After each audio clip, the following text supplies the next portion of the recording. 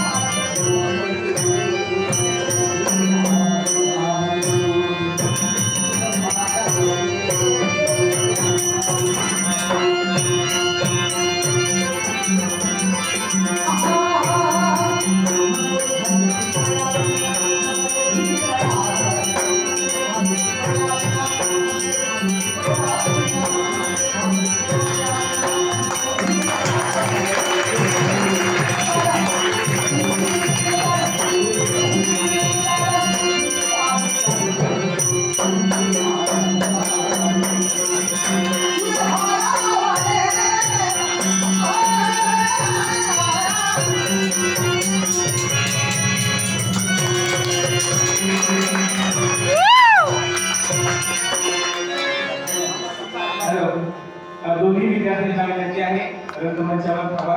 या ठिकाणी अशोक दाभोलकर सरांकडून बक्षीस आलेलं आहे। त्याचबरोबर नरसुले सरांकडून सुद्धा या दोन्ही मुलींसाठी 200 रुपयाचं बक्षीस आलेलं आहे।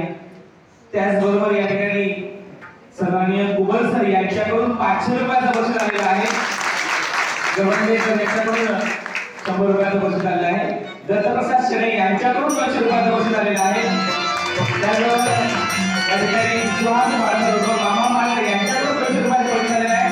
आपण एकदा उदंड टाळ्या विद्यार्थ्यांसाठी पहिला अखिल भारतीय दशावतारी नाट्य संमेलन आणि या संमेलनाच्या माध्यमातून महाराष्ट्रातील पहिली लंगार नृत्य स्पर्धा।